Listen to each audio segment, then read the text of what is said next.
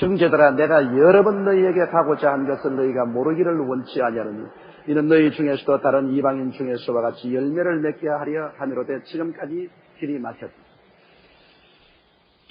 내가 여러 번 너희에게 가고자 애쓰다. 바울은 로마에 가려고 여러 번 애를 썼으나 길이 막혔습니다. 길이 막힌다는 것은 두 가지 의미가 있어요. 하나님이 못 가게 막을 수도 있고 마귀가 못 가도록 막을 수도 있습니다. 길은 하나님이 너 아직 거기 갈 때가 못 되었으니 가지 마라. 하나님 막을 때도 있고 마귀가 못 오도록 길을 막을 때가 있어요. 그럼 그걸 어떻게 아느냐? 쉽게 알 수 있습니다. 왜냐하면 하나님이 못 가게 하는 것은 거기 가기 전에 지금 하고 있는 곳에 일이 하나님이 길을 많이 열어놓고 많은 일을 주심으로 그 일을 하도록 하나님이 자꾸 현재 하는 일에 내가 잡히게 합니다. 그런데 현재 여기 할 일도 없는데 내가 다른 곳에 가려고 할 때 복음을 주가려 할 때 못 가게끔 막 막을 때 그건 마귀가 막는 것입니다. 현재 내가 여기 일 다 하고 난 다음에 이제 여기 더 할 일이 없이 내 사명 다 했는데 또 다른 데 가서 하나님 사업하려 할 때 못하게 막는 것은 그건 마귀가 막아요. 그러나 현재 여기에 문이 활짝 열리고 할 일이 많은데 이거 두고서 또 다른 데 가려고 할 때는 하나님께서 너 그렇게 너무 일 벌리지 말고 여기 일을 다 해놓고 가라. 그렇게 하나님이 하시는 것입니다. 이러므로 바울 선생은 사실은 그 소아시아 지역에 할 일이 굉장히 많았어요. 바울이 그게 굉장히 집중적으로 일을 하고 도저히 정신 차릴 수 없이 고린도 그 다음엔 에베소, 빌립보, 골로새 할 것 없이 그게 일들이 굉장히 많아가지고서 그 일에서 발을 뽑을 수가 없었습니다. 로마로 가려고 여러 번 계획을 세워도 그게 일이 너무 바빠가지고서 갈 수가 없어요. 지금 해외에서 저도 여러 곳에 수없이 와서 복음을 전개해달라고 호소를 하지만은 제가 그게 못 가는 이유는 여의도 순복음교회 우리 한국에서 일이 너무 바쁘기 때문에 여기에 발목이 잡혀가지고서 쉽게 몸을 뺄 수가 없어요. 한 달에 한 번쯤 몸을 뺄까. 그 이상은 우리 교회를 두고서 몸을 뺄 수가 없어요. 여기 일도 너무 많기 때문에. 그러므로 제가 가고 싶다고 해서 온 천하에 다 다닐 수가 없죠. 그건 여기 일이 하나님. 여기 일이 없어서 내가 막 다 마치고 은퇴했다면 그 다음에는 어디인지 가라면 가죠. 가려고 하는데 못 가게끔 길이 막으면 그건 사탄이 막는 거죠. 지금은 하나님 성령께서 너 여의도 순복음교회 중심으로 목회를 하라. 그렇게 말씀하기 때문에 여의도 순복음교회 양떼들에게 먼저 말씀을 전하고 양떼들을 먼저 돌보고 나머지 시간을 해외 가서 돌보지 해외 선교 중심으로 하지 말라고 하나님 말씀하시기 때문에 성령이 해외로 많이 못 나가도록 막기 때문에 저는 지금 안 나가는 것이 마귀가 막는 건 아닙니다. 그러므로 지금 성령의 뜻을 쫓아 여의도 강단을 지키려고 애를 쓰죠. 이제 은퇴하고 나면은 해방과 자유가 되면은 마음대로 이제 해외 나가서 복음을 전하는데 언제 은퇴할란지 그건 알 수가 없어요. 자, 그러면 보십시다. 그 바울 선생이 로마로 그렇게 가기를 원한 것은 목적이 있어요. 다른 이방인 고린도나 에베소나 빌립보나 골로새나 여러 곳에 있는 이방인 중에서 그가 복음을 전가하고 열매를 맺었어요. 열매를 맺은 것이 그게 교회들을 많이 세웠지 않습니까? 눈에 보이는 열매를 맺은 같이 로마에 가서도 그런 열매를 맺었어요. 로마에는 많은 신자들이 있었지만은 확실한 교회가 설립되어 있지 않은 것 같습니다. 그러니 바울이 빨리 가서 흩어져 있는 신자들을 모아가지고 가정교회라도 세우고 그래가지고서 열매를 맺어요. 우리가 복음을 많이 전가하고도 열매를 맺지 못하면 안 돼요. 부흥회를 해서 그렇게 사람이 구름같이 모였다 하더라도 흩어지고 나면 아무 소용이 없죠. 그 부흥회를 크게 열었으면 그 열매로서 교회가 써야 돼요. 교회가 2개도 3개도 4개도 써서 그 열매를 다 거두어 드려야 됩니다. 이러므로 노력한 만큼 열매를 거두어. 금년에도 우리 농사를 열심히 지었지만은 태풍이 불어와서 그냥 많은 과일이 떨어지고 벼가 넘어져서 많은 열매 상실을 했어요. 1년 내내 농사에도 열매를 못 맺으면 아무 소용이 없지 않아요. 복음 전도는 열매를 맺어야 돼요. 그렇기 때문에 우리가 예수 전도하고 나면은 반드시 양육을 해야 돼요. 열매를 맺어야 돼요. 그냥 전도만 하고 던져버리면 소용이 없지요. 전도해가지고 예수 믿기로 결심하면 그를 데리고서 양육하는 어머니가 돼가지고서 계속 교회 오고 구역 예배도 시켜서 구역 예배도 참석하게 하고 교회도 오고 이래서 열매가 되지 못하고 떨어지면 소용이 없죠. 자식 낳아가지고 못 기르고 죽여버리면 무슨 소용이 있어요. 낳는 것만 중요한 게 아니라 기르는 것이 더 중요한 것입니다. 낳는 것은 그냥 낳죠. 그러나 기르는 것이 얼마나 힘이 듭니까? 자식들 보면은 낳은 부모보다 기른 부모를 더 사랑하죠. 우리 어린아이를 낳아가지고서 목 키워서 미국으로나 앞으로 양녀로 보낸 애들이 다 자라서 한국에 와서 부모 차에서 부모 안고 울고 불고 하지만은 그러나 한국에 삽니까? 안 삽니다. 미국으로 외국으로 다 나가요. 왜? 낳은 정과 기른 정을 비교하는데 기른 정이 훨씬 더 두터워요. 걔들에게 물어보면 왜 한국의 부모를 찾았으니까 여기 있지? 가냐니까 아니요. 나의 참 부모는 미국에 있습니다. 구라파에 있습니다. 그럽니다. 낳은 부모도 부모지만은 기른 부모가 더 뜨거운 정을 가지고 있는 부모인 것입니다. 이러므로 우리 예수 그리스도를 전도하는 우리들도 그냥 그리스도의 복음으로 낳기만 하면 안 돼요. 길러줘야 돼요. 길러줘. 내가 열심히 기르고 내가 못 기르면 구역에 소개해서 다른 구역원들이 기를 수 있도록 그렇게 해야 됩니다.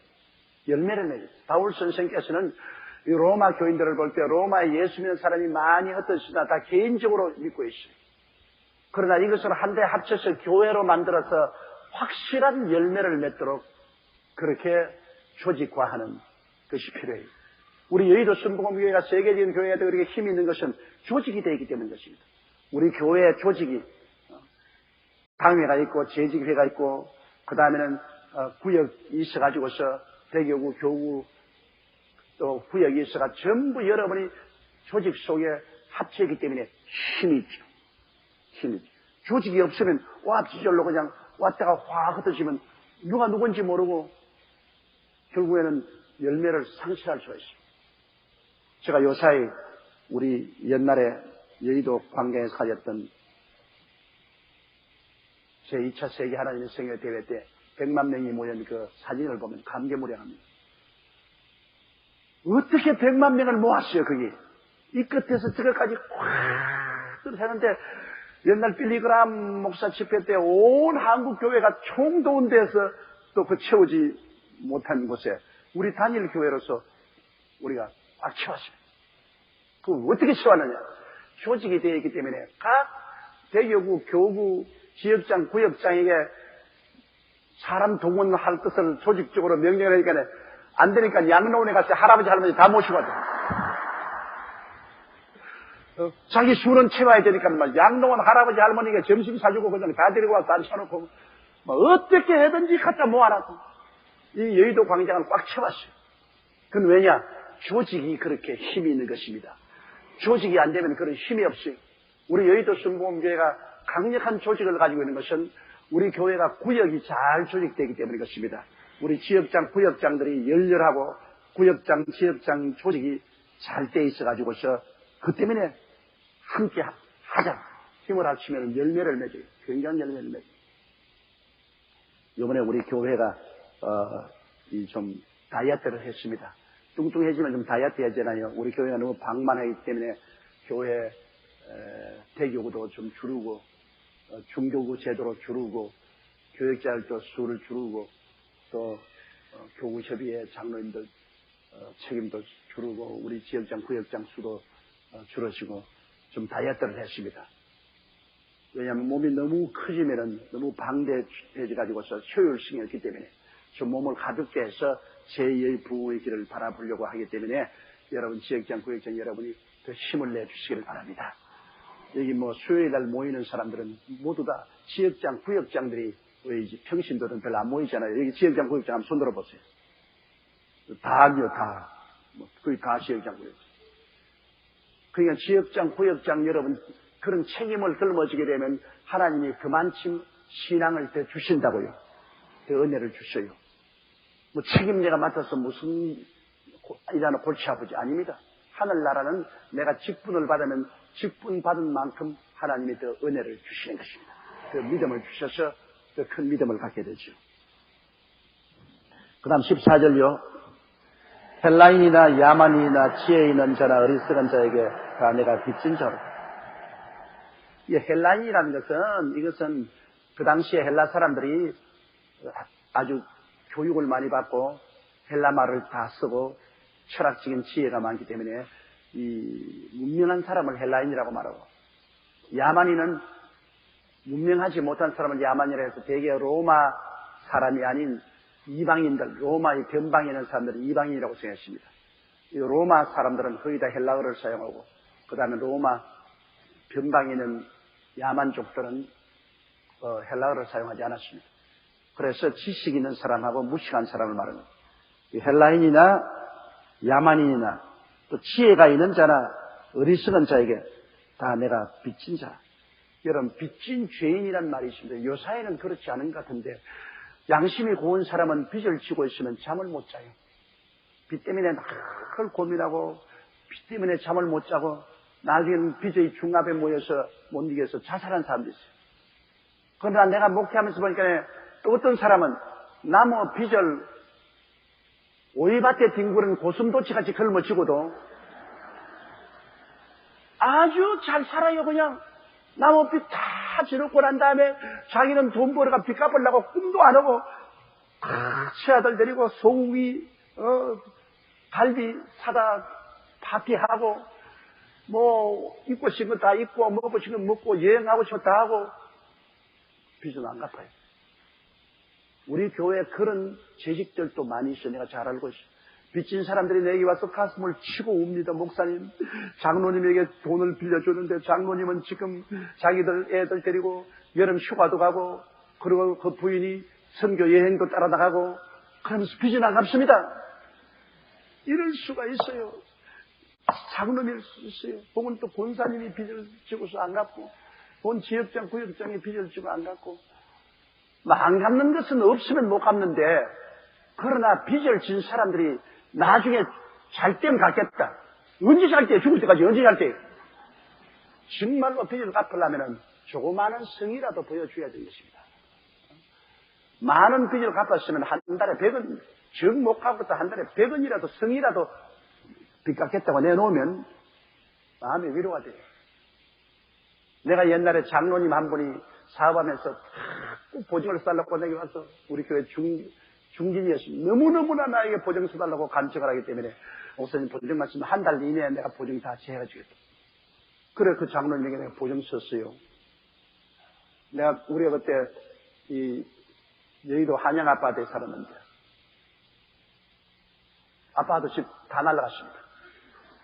장모님이 일단 보증서가 은행에서 돈 뽑아 쓰고 난 다음에는 뭐 그때부터는 코컨티도 안 내보이면 나 얼굴 피하고, 그 다음에는 은행에 이자도 안 갚고, 이자 돈이 내게 그냥 내가 보증서가 내게 그냥 이자 돈이 내리 몰려오고, 나는 한없이 우리 마누라에게 구박당하고, 구박당한 말도 못해 그냥 찬밥만 얻어먹고, 왜 이자 돈 자꾸 날라오고 아파도 날라왔어. 내가 장로님이 나 안 갚을 테겠냐. 그래서 그 장로님이 나는 뭐 파산해서 못 갚는다 그래가지고서 내가 우리 교회에 방송국에 취직을 시켜드렸어요.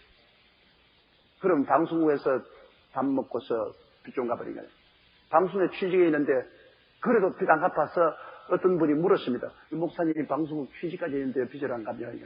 우리 처자 먹이시기도 바쁜데 빚을 무슨 빚을 갚아? 와, 내가 쇼크 먹었어요. 쇼크 먹었어. 나 그 빚 못 받을 줄 알고 있어요. 알고 있는데 그래도 성이라도 보여야 될 것 아닙니까?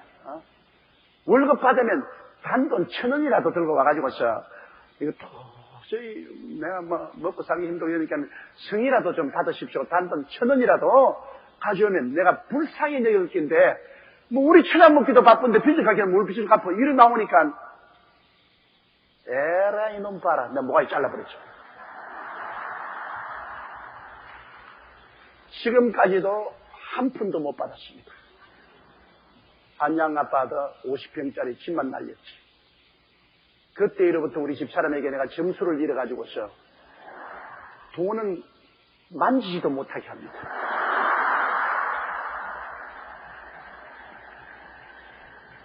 아예 그냥 교회에서 월급 나오는 것도 내 손에 못 들어오게 하요. 직접으로 자기 손에 들어가는데 얼마 들어온 것도 모르고 어떻게 쓴 것도 모르고 아예 신용 완전히 떨어졌습니다. 그렇게 인생을 살면 안 되죠. 그러나 나중에 그렇게 하더니 그 장로 나가서 왕창 중풍 걸리고 완창 망해버려 말는데 사람이 양심을 바로 써야 돼요. 양심을 바로 써야 돼요. 요 사이도 여러분 많이 빚진 사람 내가 보면요. 내가 번연히 보기에 우리 성도들이 그냥 빚 주고 나도 못 받거나 하소연하기 때문에 그 사람이 얼마나 남은 빚을 쓰고 있는 줄 알고 있어요. 그럼에도 불구하고 가족들 데리고 주말마다 인류 식당에 가서 밥 먹고 해외 여행하는데 3등석 안 타고 비행기 2등석 타고 그러면서도 한 푼도 안 갚습니다. 빚진 사람만 죽으려고 동동씩 빚진 사람만 죽어나지 뭐 빚진 사람은 뭐 배째라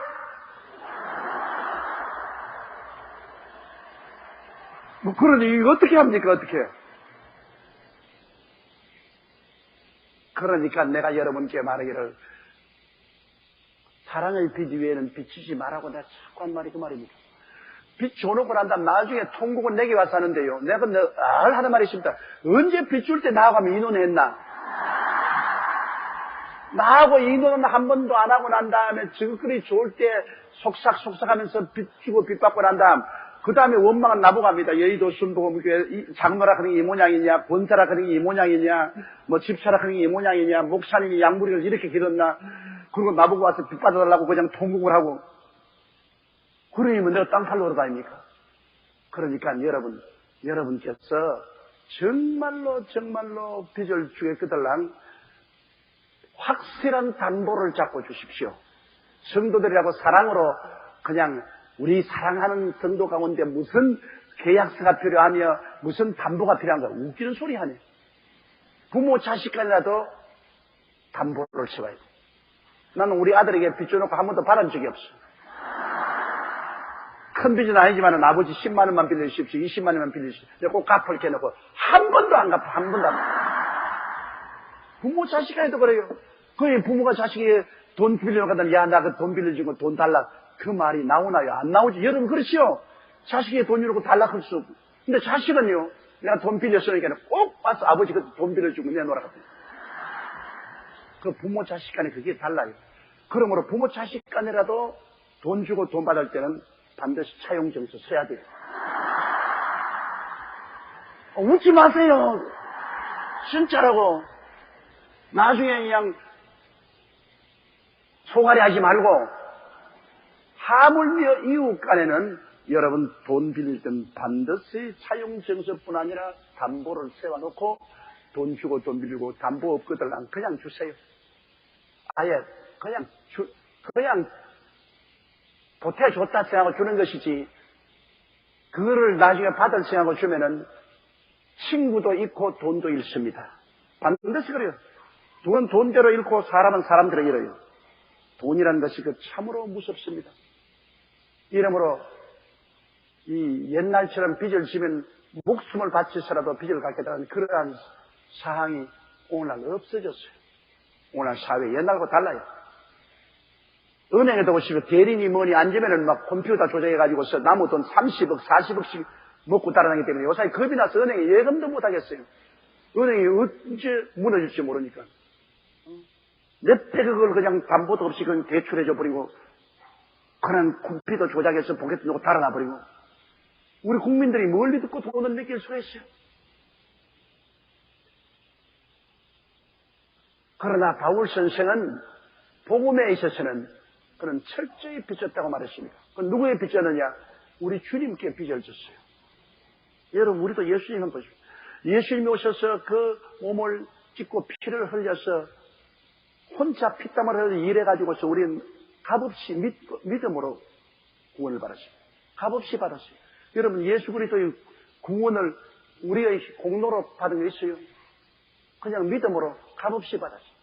믿음만이 공로지. 믿음을 하나님이 가장 큰 도덕으로 봤죠. 그 외에 우리가 한 일 아무것도 없습니다. 죄를 짓고 불의하고 추하고 버림을 받아야 마땅한 우리들이 예수 그리스도 이름을 부르고 믿음으로 우리가 그 믿음 때문에 구원을 받은, 그러니 주님께 은혜의 빚을 줬어요. 우리 마음에 은혜의 빚. 그 은혜의 빚을 어떻게 갚습니까? 예수님께는 갚을 수가 없지 않아요. 그 큰 은혜를 우리가 어떻게, 무슨 수단으로 갚아요? 우리가 주님께 이 빚진 것을 유일하게 갚을 수 있는 것은 나 같은 죄인들에게 예수를 전도함으로 그 빚을 갚을 수가 있는 것입니다. 전도하는 것이 빚 갚는 겁니다. 너무나 값비싼 것은 여러분 우리가 대가 못 지불해요. 햇빛을 돈 주고 여러분 비칠 수 있습니까? 전기 같은 것은 별 가치가 없기 때문에 여러분 전기세 내지만은 햇빛세 내는 사람 손 안 들어봤어요. 햇빛세 내는 사람. 하나님이 햇빛 주는데 햇빛세 왜 안 내요? 햇빛 없으면 한시도 못 사는데. 너무 값이 비싸기 때문에 그만 공짜로 받는 거예요. 너무 값이 비싼 것은 은혜로 그냥 받는 거예요. 공기도 그래요. 공기세 냈어요. 여러분 숨 안 쉬면 4분이면 죽는데, 그런데 그냥 그 공기, 그 귀하고 귀한 공기를 마음대로 마셔요. 돈도 한 푼도 안 내고. 왜냐? 너무나 귀하기 때문에 돈으로 계산할 수 없어. 그러니 그냥 은혜로 받는 거예요. 은혜로. 감사할 줄라도 알아야 되겠는데 감사할 줄도 모르는 사람 많아요. 부모 사랑도 마찬가지입니다. 부모 사랑도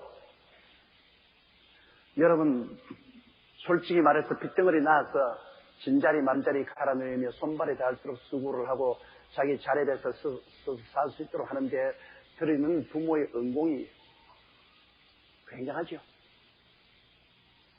부모도 자기가 어릴 때 받았으니 또 그것을 자기 후손들에게 전달해 주는 것이지만은 그 부모의 사랑이 너무나 크기 때문에 그것도 대가를 지불할 수 없어요. 부모의 사랑은 그래서 공짜로 받는 거지.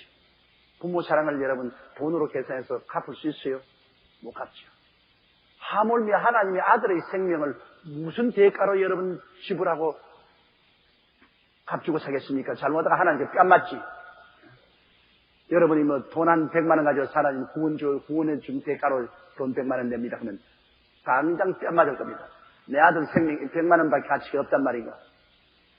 무궁무진한 생명의 원체이신 예수 그리스도의 생명을 값으로 계산할 수 없어요. 그러므로 있는 믿음으로 그냥 구원을 받고 그 빚은 이웃에 갚아야 돼요.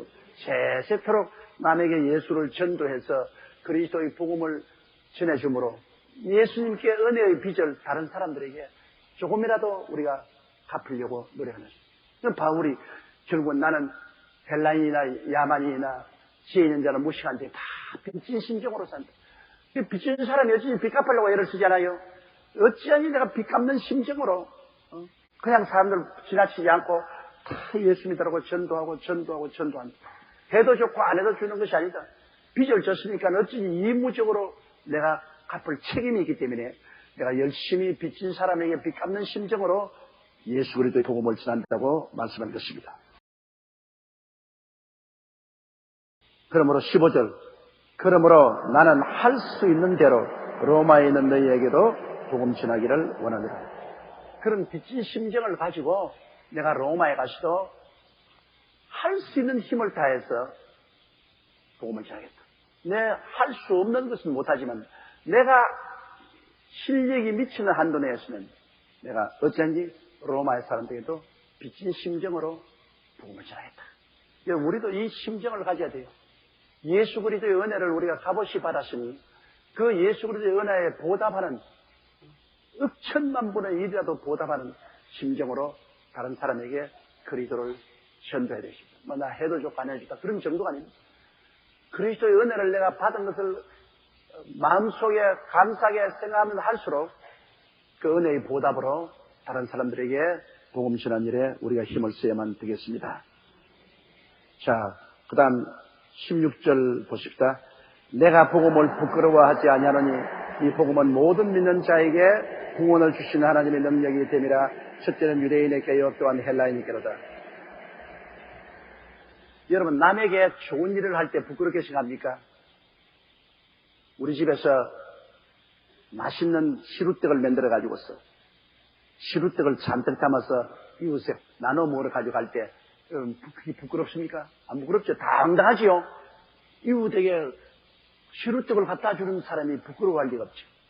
이웃에 얻어먹으러 갈 때가 부끄럽지. 얻어먹으러 갈 때가 부끄럽지. 갖다 주는 데는 부끄럽지 않아요. 내가 남에게 좋은 일을 할 때 부끄럽지 않아요. 그럼 남에게 내가 해를 끼치게 될 때는 내가 부끄럽죠. 얼굴이 화끈거리죠. 예수 그리스도의 복음을 전하는 것은 이웃에 해줄 수 있는 가장 좋은 일입니다.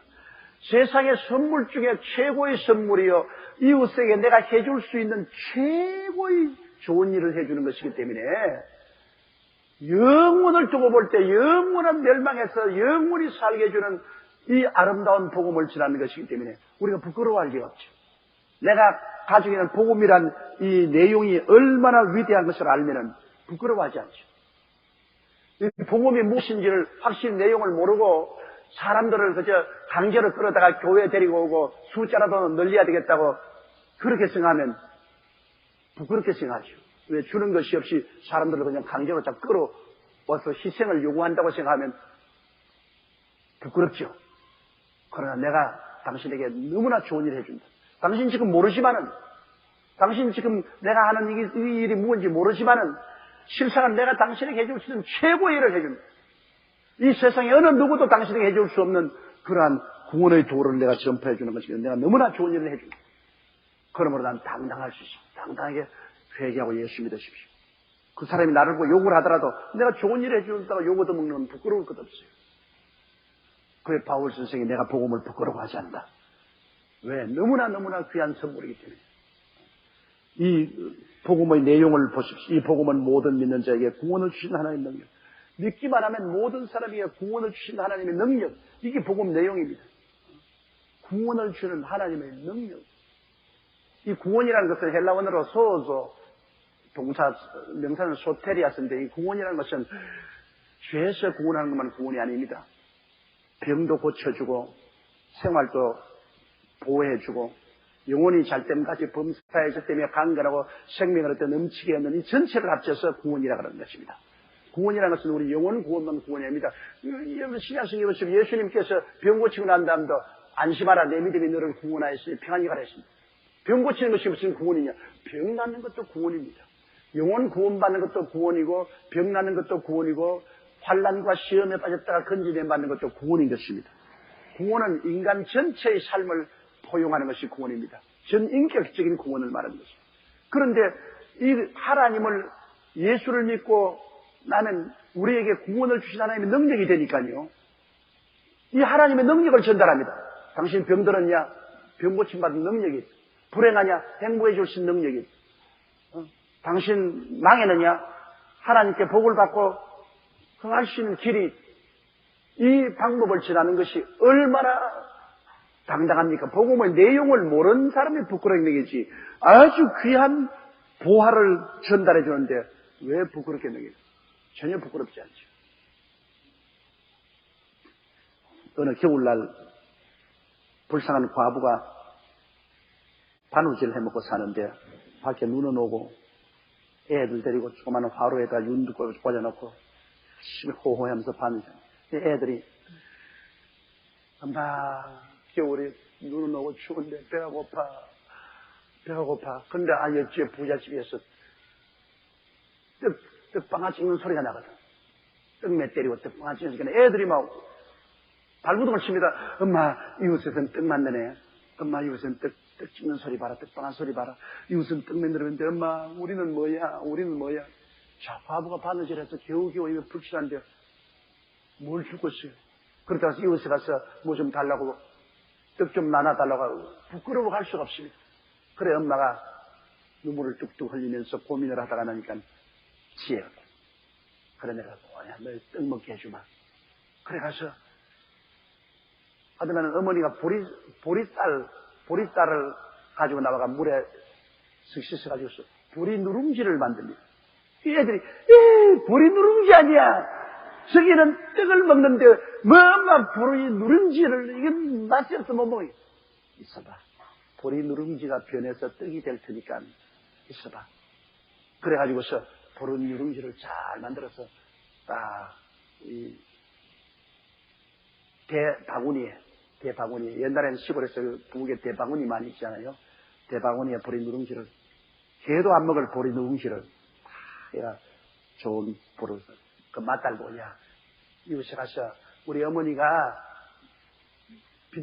눈도 오고 날도 춥고 궁금해서 보린 누룽지를 만들었는데 너무너무 맛이 있어가지고서 좀 나눠 먹자고 갖다 드려 갑니다. 그리고 가져가요. 빈 바구니를 들고 가면 부끄러워서 못 가요. 그것이 아닙니까? 그러나 보린 누룽지라도 담아가니까 주려고 담아가니까 부끄럽잖아요. 그 부잣집에는 개도 안 주는 것이지만 이 집에는 귀하니까 나눠 먹자는 그 마음이 귀하지 않습니까? 이웃에 나눠 먹겠다고 하는 그 마음이 그게 귀한 것. 그 애도 빈 바구니 들고 가라 하면 안 가. 그지? 야, 가. 우리 집에서 지금 만들어 너무 맛이 있어서 어머니가 좀 나눠 먹자고 드립다. 그만하라고 갖다 줘. 그 다음에는 아무 말도 하지 말고. 그래서 얘가 문을 두드리니까 하인이 와서 문을 열었어요. 그래, 이걸 들고 주인 하나님 앞에 갔어요. 우리 어머니가요, 날은 춥고 눈은 오고 궁금한데 보린 누룽지를 만들어서 뭐가 너무너무 맛이 있어가지고서 우리만 먹지 말고 이웃에 나눠 먹자 하면서 가져왔는데요. 그냥 어디 한번 열어봐라. 이건 뭐 완전히 새까만 보린 누룽지. 그 집에는 개도 안 먹어요. 그러나 그 안주인이 반기면서 아유 그래 엄마 이거 고맙다고 말해라.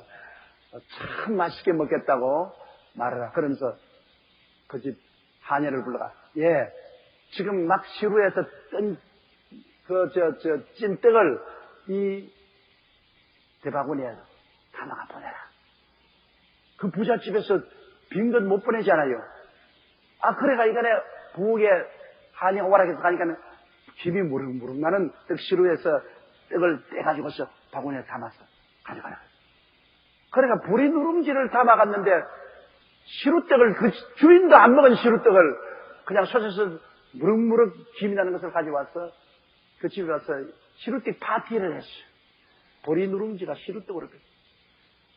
보린 누룽지라도 가져가니까 부끄럽지 않고 가져갔습니다. 빈 거 가져가면 부끄럽지만 그러다 그걸 가지고 보리떡이 시루떡이 되어왔어요.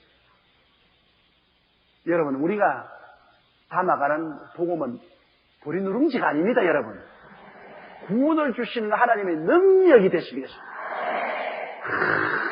큰 보화를 갖다 주기 때문에 왜 부끄러워해요? 부끄러워할 리가 없지. 상대가 몰라서 안 받겠다면 불쌍하지. 부끄러울 것 없어요. 그러므로 복음은 여러분 뭐 버스에도 전하고 전차가냐 전하고 길거리도 전하고 어디도 전하도 이것은 우리가 상대를 너무나 잘해주는 것이고 큰 기회를 주는 것이지 그 사람들에게 손해를 끼치는 것이기 때문에 우리는 담대하게 복음을 전해야 되는 것이고 좋은 일을 해주는 것이기 때문에 그러므로 우리는 부끄러워할 필요가 없어요. 그리고 우리가 하나님께 나갈 때도 그래요. 하나님께도 자꾸 그냥 하나님이여 주시옵소서 주시옵소서 하지 말고 보린 누룽지라도 가지고 오라고. 보린 누룽지라도 하나님 앞에 뭘 좀 받으려면 하나님께 예물을 드리고 하나님께 달라하면 하나님이 보린 누룽지로 변해서 찰떡이 되지 않겠습니까? 이러므로 우리가 하나님 앞에 나올 때도 빈손 들고 나오면 부끄럽지 않아요. 낯이 뜨끈뜨끈하잖아요. 하나님 앞에 나올 때 내가 있는 정성을 다 해가지고서 주님께 나오면 얼굴이 뜨끈거리지 않아요. 여러분 우리 성도니까 여러분에게 내가 전에 말씀 지금도 말씀했는데 제가 이 강단에 한번 서는데 그냥 못 섭니다. 강단에 서는 책임이 너무나 무겁기 때문에 빈손 들고 내가 나와서 하나님 아버지야 내가 강단에 서는데 하나님께서 복을 주시옵소서 그걸 어떻게 내가 말을 합니까? 얼굴이 화끈거리지 않아요. 내 복음 전도와 기도에 하나님이 복을 주시기 위해서는 내가 하나님께 정성을 드리고 난 다음에야 하나님 은혜를 주시옵소서 기도하죠. 사실은 제가 여러분 주일날 2부, 3부, 4부 이 수요일날 여러분이 설 때 나에게는 듬뿍 있는 힘을 다하여 하나님께 예물을 드리고 나옵니다. 그냥은 안 나와요. 그냥 나오는데 은혜가 있나요? 여러분 제가 설교할 때 은혜가 있죠? 솔직하게 말하고 없으면 없다 그러고 왜 있느냐? 그것은 내가 하나님께 정성을 드리고 나오기 때문에 그런 것입니다. 하나님께 내 힘껏 정성을 드려야 돼요. 그러면 하나님께서 은혜로 보답을 해 주시죠. 내가 그것을 누구에게 배웠느냐? 제가 신학교 다닐 때 저 충주에서 목회하는 여전도사님이 있었어요. 그 여전도사님이 혼자 되어서 살면서 목회를 했는데 그분이 한번 우리 신학생들 모아놓고서 예배를 드는데 내가 무시를 했습니다. 아주 좋은 아주머니예요. 좋은 아주머니인데 신학교 졸업을 하고 전도사가 되어서 시골 충청도 산골장에 가서 목회를 하는데 이제 우리 신학생들을 모아놓고서 간정 예배 비슷한 예배를 했는데 내가 아유 저 좋은 아주머니가 뭐 지가 알면 뭘 알겠노 뭐. 그런데 그분이 말을 하는데 말이 구수하더라고요. 그러면서 한 말이 내가 지금까지 신학교 졸업하고 지금까지 내 머리에 때리고 떠나지 않은 것은 나는 별로 공부도 못하고 출신도 천한 가정에서 태어나고 남편도 죽고 그 다음에는 내가 성경학교 나오고 신학교도 못 나오고 전도사가 되어서 일을 하지만은 그러기 때문에 나는 하나님의 도움이 너무 필요하므로 절대로 하나님께 나올 때 빈손 들고 안 나옵니다. 그러더라고요. 내가 강단에서 설교하러 나갈 때 나는 너무너무나 하나님의 도움이 필요하기 때문에 내 간절한 것을 내 말로가는 말할 수 없잖아요. 그러므로 하나님께 반드시 봉투에 내가 정성을 들여서 하나님께 제물 드리고 나가서 그래서 말씀을 전가하면 하나님이 내 기도를 들어주시고 복을 주신다고 그래요. 그 말에 내가 확 충격을 받았습니다. 그렇구나. 그 전도사님의 신학이 탁월해서 내가 감동받은 것도 아니고 설교가 심오해서 감동받은 것도 아닙니다. 그 열악하고 빈약한 처지에 있지만은 내가 하나님께 나갈 때 반드시 내가 정성 어린 제물을 드리고 그리고 간절히 기도하고 나가면 하나님 복을 주셔 나 같은 사람도 목회를 하고 있다. 그게 내 목회 생활의 일대 전기가 되었습니다. 위대한 부구산입니다. 형편없는 분이지만 그분이 그 말에 마리아가 옥합을 깨뜨린 심정입니다. 그래서 그 다음 제가 예배 말씀을 전가할 때 반드시 하나님께 내 있는 정성을 다하여 하나님 앞에 예물 드리고 그러고 나가서 복음을 전가하면 하나님 능력이 마셔요. 하나님 축복이 마셔요. 뭐 그냥 내가 성경만 들고 나가서 내 복음 전하니까 내가 설교하지. 그게 아닙니다. 자연히 내가 내 있는 물질을 정성껏 힘껏 드리게 되니까 내 물질 중에서 내 마음이 있다고 내가 이렇게 하나님께 힘써 물질을 드리는데 내가 기도 안 하고 하겠느냐. 같이 기도하게 되고 그러니까 하나님 복을 주신다고.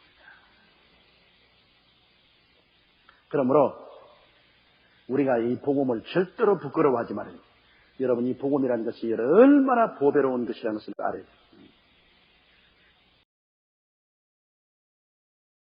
로마서 1장 17절에 있는 말씀 우리가 공부하겠습니다. 우리 다 같이 읽겠습니다. 복음에는 하나님의 의가 나타나서 믿음으로 믿음에 이르게 하나니 기록된 바 오직 의인은 믿음으로 말미암아 살리라 함과 같으니라.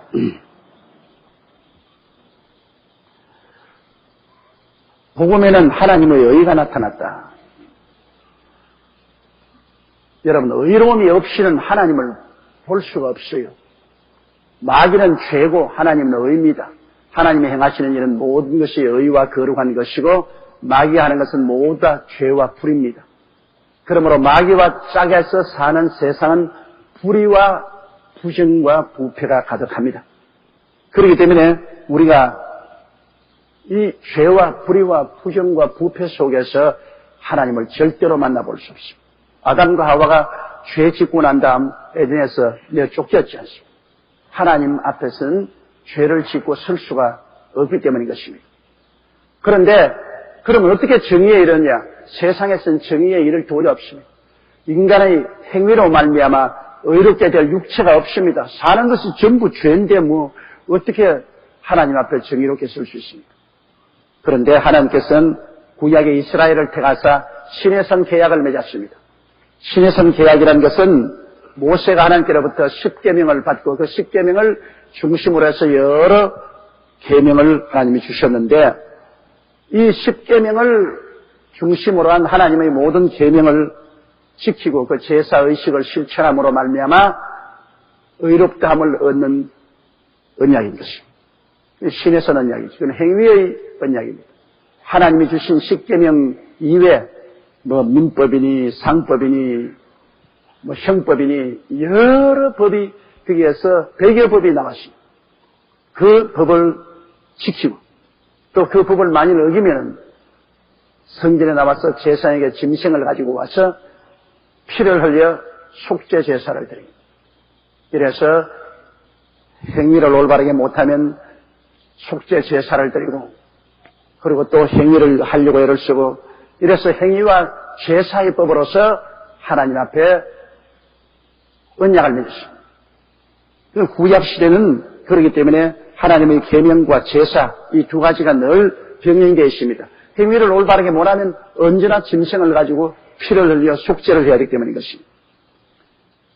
그런데 이스라엘 백성은 이 하나님의 구약 옛날 맺은 언약을 지키지 않았습니다. 나중에는 그들이 우상을 섬기고 하나님의 계명을 다 버리고 제사의식도 철폐했습니다. 가나안 땅에 들어오고 난 다음 하나님의 제사의식을 드리는 성전에 우상을 가득히 세웠습니다. 제사의식조차 폐했습니다. 계명도 폐하고 제사를 받는 제사의식도 폐하고, 이러므로 말미암아 인간 편에서 하나님과 계약을 파기했기 때문에 하나님도 계약을 파기하고 이스라엘 백성들이 선민의 자리에서 쫓겨났습니다. 여러분, 계약이란 상대적입니다. 이 갓과 을이 계약을 맺었으면 두 상대편에서 다 계약을 지켜야지, 한 편이라도 계약을 어기면은 그 계약은 파기되는 것입니다. 하나님과 이스라엘이 시내산에서 행위의 계약을 맺었으나 이스라엘 백성들은 그 계약을 파기하고 말한 것입니다. 계명도 지키지 아니하고 제사도 행치 않았었습니다. 그 결과로 계약은 파기되고 하나님 이스라엘을 버려서 아수르와 바벨론의 포로로 잡혀가게 하고 나라가 풍지박산되고 없애버리고 말한 것입니다. 그러므로 구약은 하나님 앞에서 철폐되어 버리고 말았습니다. 계약을 안 지킴으로 철폐되고 선민 계약은 다 깨어져 버리고 말았습니다. 그러나 예수님이 오셔서 이제 이스라엘 백성만 위한 것이 아니라 온 인류를 위해서 새로운 계약을 맺게 된 것입니다. 신약이란 새로운 계약입니다. 이번 이 신약은 행위의 계약이 아니라 믿음의 계약입니다. 하나님의 아들 예수님이 오셔서 짐승으로 피를 흘려 죄를 속하는 것이 아니라 하나님의 아들이 직접 오셔서 사람으로서 모든 인류의 죄를 처음부터 끝까지 다 짊어지고 십자가에서 피를 흘려 제물이 되셔서 그 죄를 다 청산하시고 주님이 다 이루었다고 외쳤습니다. 그 다 이루었다고 외친 것은 영원에서 영원까지 주님께서 모든 죄를 다 사하시고 주님께서 모든 죄를 청산하시고 이제는 누구든지 저를 믿으면 의롭다함을 얻도록 주님께서 만들었습니다. 그러므로 신약은 믿음의 계약입니다. 구약은 하나님과 선민 계약을 맺고 그 조건으로 율법과 제사의식을 주었습니다. 신약에는 예수 그리스도를 믿음으로 말미암아 구원을 얻는 조건에 의해서 하나님은 성령을 주셨습니다. 우리가 믿음을 계속할 수 있는 그러한 성령을 주신 것입니다. 구약에는 하나님과 계약을 맺고 십계명 율법을 주었지만 신약에는 예수 그리스도를 통해서 믿음의 계약을 맺고 난 다음에는 주님께서 성령을 보내주셨습니다. 그래서 신약 시대는 행위로서 구원받는 것이 아닙니다. 우리는 믿음으로 말미암아 구원을 받는 것이다. 믿음으로 구원을 받으면 죄를 짓고 불의하고 추악하고 버림을 받아야 마땅한 우리들이 하나님의 은혜로 일시에 죄사함을 받고 죄가 전혀 없는 사람으로 취급을 받고 그 때문에 하나님의 성령이 우리 속에 와서 거하게 되신 것입니다. 그 때문에 신약은 구약의 연속이 아닙니다. 구약은 철폐되고 하나님 앞에서 예수 그리스도를 믿음으로 구원받는 새로운 언약입니다. 최근에 제가 오스트라리아에서 편지 한 통을 받았는데 그 편지에 뭐라고 했냐면 목사님께서는 설교하시는 것이 간단하고 명료해서 우리가 은혜를 많이 받는데 우리 마음에 굉장히 안 맞는 것이 있다. 왜 목사님은 율법과 안식일을 주자자느냐? 율법을 지키라고 엄하게 명령을 하고 왜 안식일을 지키라고 말하자느냐? 그것이 목사님 설교의 중대한 잘못이 아니냐? 거기에 대한 해명을 하라. 그렇게 편지가 왔어요. 그래서 내가 그게 답장을 했습니다. 당신은 구약과 신약이 뭔지를 오해하고 있다. 이스라엘 백성들은 시내산에서 하나님과 선민 계약을 맺을 때 하나님이 율법을 주시고 제사의식을 주셨다. 그 율법 중에 안식일을 그렇게 지키라는 말이 있다. 그런데 신약 시대는 그 구약의 연속이 아니다. 구약은 이스라엘 백성이 지키지 아니하므로 하나님이 철폐해버리고 이제는 전 인류를 향해서 새로운 언약을 맺었다. 이 새로운 언약의 조건은 율법이 없다. 유일하게 믿음으로 말미암아 구원받는 조건밖에 없다. 다른 아무 조건도 없다. 거기에는 율법을 지켜라, 안식일을 지켜라 그런 조건 없다. 믿음으로 구원받고 성령을 보내심에 성령이 와서 우리들을 변화시켜 율법의 제도가 이루어지게 하는 것이다. 율법을 지켜야 구원받는다. 안식일을 지켜야 구원받는다. 그런 제도와 조건이 없다. 그리고 안식일이라는 것은 바로 예수 그리스도가 안식의 주인이고 예수 믿으면 우리가 안식을 이미 얻은 것이다. 어느 특별한 날짜를 정해서 안식을 지켜야 구원을 받는다는 조건은 신약에 없다. 신약의 구원의 조건은 솔라피데, 오직 믿음입니다. 오직 믿음. 믿음 이외에 어떤 것도 보태도 안 되고 빼도 안 되는 것입니다. 우리가 구원하는 것은 그 은혜를 인하여 믿음으로 말미암아 구원을 얻나니 이것이 우리에게서 난 것이 아니요 하나님의 선물이라. 행위에서 난 것이 아니니 자랑할 것이 없느니라. 인간의 행위에서 난 것 아닙니다. 우리가 뭐 잘하고 못하고 그 때문에 구원받는 건 아닙니다. 순수하게 하나님의 은혜로 예수님의 십자가 보혈의 공로로 말미암아 믿음으로 구원을 받고 신약에 믿음으로 구원받은 사람에게 하나님이 성령을 보내셔서 성령이 우리 속에 역사함으로 하나님의 법이 이루어지게 만들어 주시는 것입니다.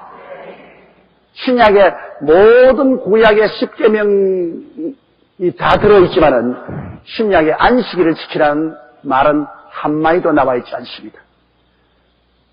다른 신을 섬기지 마라, 우상에 절하지 마라, 하나님 이름을 망령되이 부르지 마라는 그런 내용도 신약에 다 있어요. 그러나 안식일을 거룩히 시키라는 말은 신약에는 없습니다. 내 부모를 공경하라, 살인하지 마라, 간음하지 마라, 도둑질하냐, 내 이웃을 거짓증하지 마라, 내 이웃을 탐하지 마라는 말도 신약에는 다 있어요. 성령이 오셔서 이러한 우리의 도덕적인 행위가 이루어지게끔 하시는 건 구원의 조건은 아닙니다. 이것을 지킴으로 말미암아 하나님과 가까워지고 하나님과 은혜를 받을 수 있는 길로 들어가는 것입니다. 그러나 그 신약의 구약의 10계명 중에 9계명은 다 지키라는 말씀이 있지만은 그러나 안식일을 지키라는 말은 없습니다. 오직 제자들이 예수님이 부활한 아침, 주님의 날, 부활의 날에 예수님이 늘 나타나시기 때문에 그때 이름부터 시작해서 신약 신의 성도들은 부활의 날, 즉 일주일의 첫날인 주일날에 모여서 예수님 오시기를 기다렸고 또 예수님을 만나서 은혜를 받았습니다. 그래서 주일날이 우리 신약 시대에는 모여서 예수님을 만나는 날인 것입니다. 그러나 구원의 조건은 아닙니다. 신약 시대 구원의 조건은 믿는 것밖에 없습니다. 하나님이 세상을 이처럼 사랑하사 독생자를 주었으니 누구든지 저를 믿으면 멸망하지 않고 영생을 얻으리라.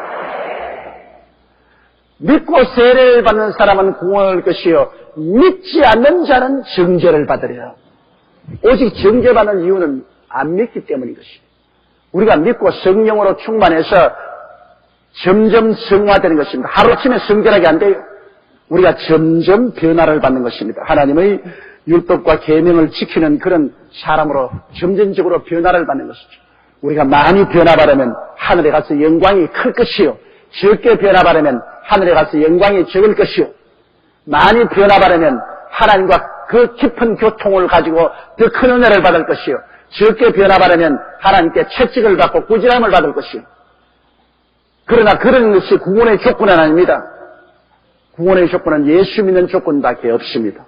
예수 믿으면 의롭게 되는 것입니다. 중세 교회가 암흑시대로 들어갔습니다.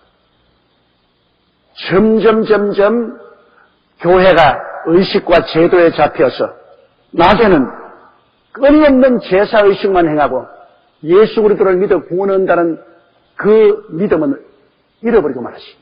심지어는 영혼 구원을 받기 위해서는 면죄부를 샀습니다. 교회에서 면죄부를 팔면 그 면죄부를 사요. 돈 있는 사람은 한 단분, 1년분을 사놓아요. 그래가 술이 곤두레 만두레 취해서 오는 사람 보고 당신 교회 나온 사람 이럴수있나 걱정 마, 나 면죄부 사놨다 이게. 그러면 면죄부를 한 달치 1년치를 사놓고 난 다음에 죄 한 번 지을 때마다 그 면죄부 하나씩 제껴버립니다. 그런 법이 어디 있어요? 그럴 정도로 교회가 타락했습니다. 성 베드로 성당을 짓기 위해서 모금할 때는 심지어는 모금함에 돈이 땡그랭 떨어지면 그들의 죽은 부모나 형제나 이런 사람들의 영혼이 연옥에서 폭 뛰어올른다 그랬습니다. 그러면 구원도 돈으로 사는 겁니다. 이렇게끔 교회가 완전히 타락했습니다. 그때 마르틴 루터가 위텐베르그의 신학교에서 교수로 있었는데 그가 로마에 볼 일이 있어 갔다가 로마 성당 안에 있는 예수 그리스도의 빌라도 계단이라고 있습니다. 저도 그 계단에 올라가 봤는데 그 계단에 올라가는 데는 전부 유리 깨진 것, 이런 자갈 이런 거 가지고서 이 소매를 긋고 무릎과 이거 기어 올라가기 때문에 이 온데 상처 투성이가 피투성이가 됩니다. 그럼 그 위에 가면은 이렇게 빨간 핏방울이 떨어지는데 그게 유리로 딱 덮어놨어요. 예수님이 빌라도의 계단에 올라가서 심판받을 때 흘린 피라고 그랬는데 거기에 키스하면 죄 사함을 받는다. 그 제가 갔을 때도 보니까 많은 순례자들이 거기에 이렇게 손발을 기어 올라갑니다.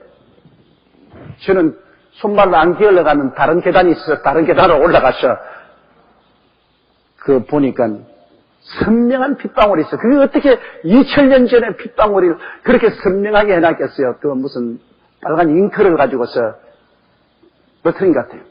그 마르틴 루터로도 역시 그곳에 손발을 그지고 기어 올라가다가 마음에 깨달음이 왔습니다. 이게 아니다. 죄사함을 고행을 통해서 얻는 것이 아니다. 그리고 그는 로마서의 말씀이 기억나십니다. 나의 의는 믿음으로 말미암아 살리라. 예수님이 십자가에서 피 흘려 용서를 다 이루는 것을 믿음으로 구원받는 것이지.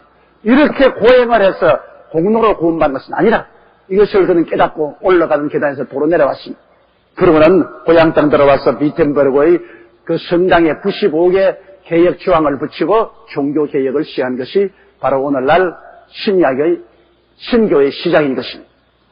이러므로 여러분 우리가 이 철저히 지켜야 되는 것은 오늘날의 신약 새로운 하나님과의 계약은 다른 아무 조건이 없습니다. 오직 믿음으로 구원받는 조건밖에 없습니다. 믿으면 하겠네. 울어도 못하네. 힘쓰도 못하네. 애써도 못하네. 믿으면 하겠네. 오직 믿을 때 하나님이 성령을 주시는 것입니다. 구약시대는 하나님과 성령 계약을 맺을 때 하나님이 율법을 주셨습니다. 율법과 제사를 주셨습니다. 근데 그 계약 조건으로 율법과 제사를 주는데 율법도 못 지키고 제사도 못 지킴으로 파기되고 마는데 신약시대에는 새로운 계약의 조건으로서 오직 믿음과 성령만 주셨습니다. 믿고 성령 받아라. 이것이 오늘날 우리들의 외치는 소리인 것입니다. 믿고 성령이 오시면 성령을 통해서 우리는 의롭게 살아야 되는 것입니다. 무슨 법이로냐? 아닙니다. 성령으로. 오직 성령으로. 예수 믿고 성령을 인정하고 환영하고 모시드리고 의지하고 성령과 동행하는 것이 오늘날 신약 성교회 성도들이 하는 것입니다.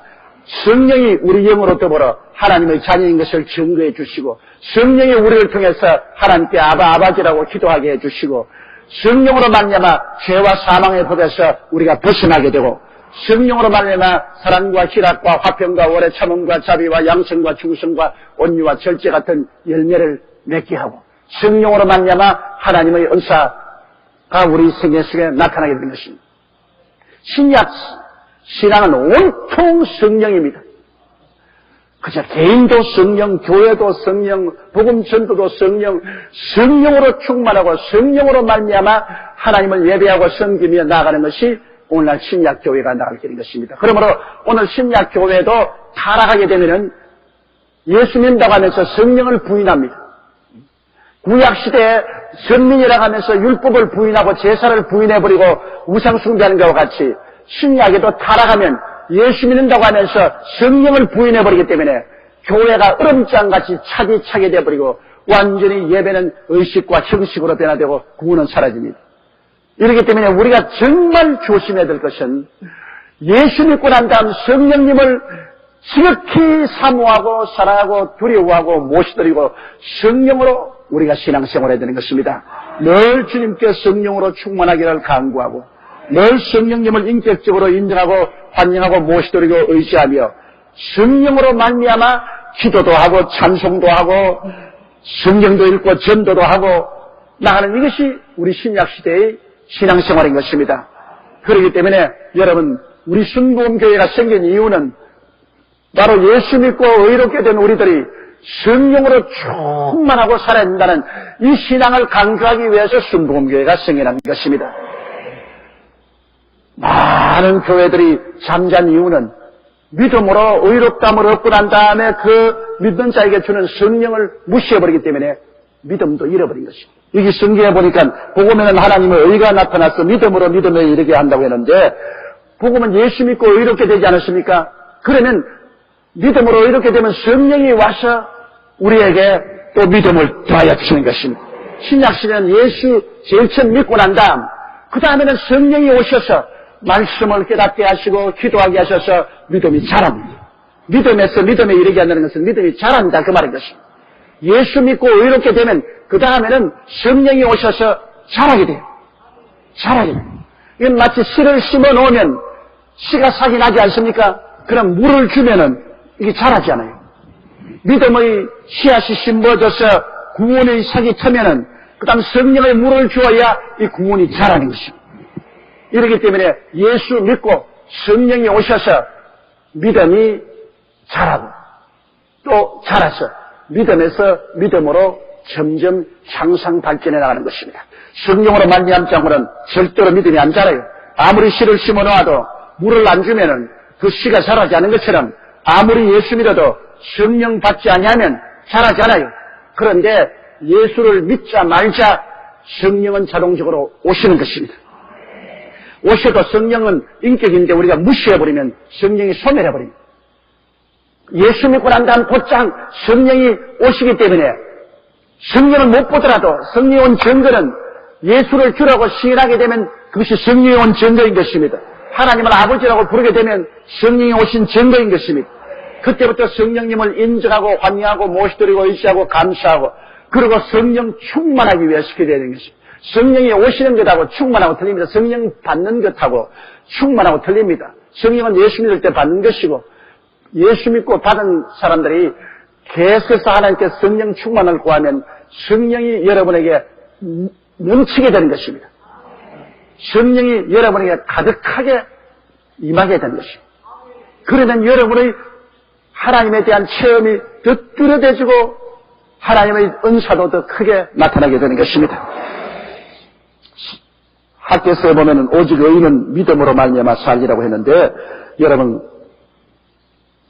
아브라함도 하나님을 믿음에 하나님이 저를 의로 여기셨다고 말한 것입니다.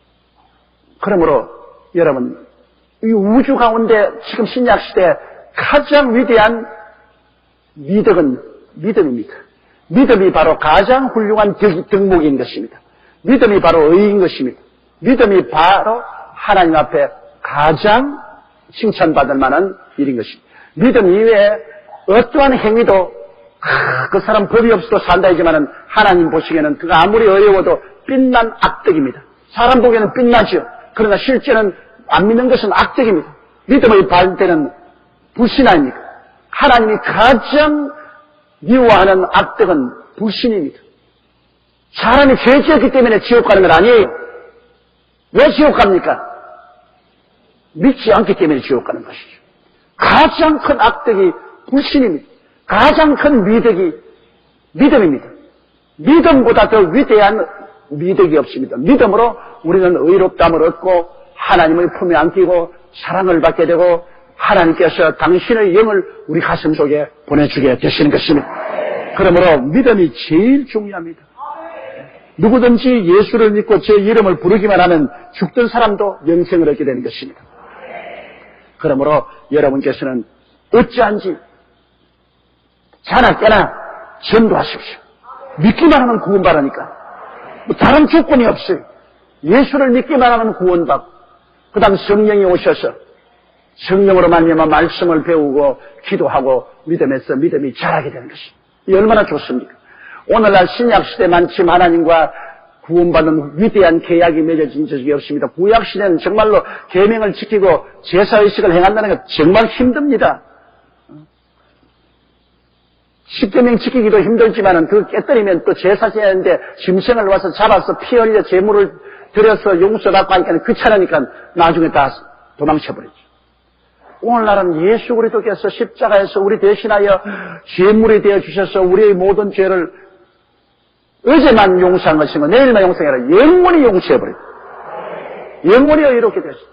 믿음으로 영원히 하나님은 죄 용서받았다고 인정해버렸어요. 얼마나 놀라운 일입니까? 그러므로 우리가 주를 위해서 살려고 노력할 동안에는 죄를 지어도 이미 용서받고 있는 것입니다. 그것은 우리가 예수를 믿고 주님 중심으로 살겠다고 애쓰면서 늘 회개하고 나가면 우리의 실수는 늘, 우리의 죄는 늘 용서받고 있는 것입니다. 늘 의롭다함을 얻고 있는 것입니다. 이 얼마나 놀라운 은혜인 것입니까? 그래서 성령으로 우리는 자꾸만 그리스도의 형상으로 자라나고 점점 더 거룩하게 되고 하나님 앞에 가차이 나게 되는 것입니다.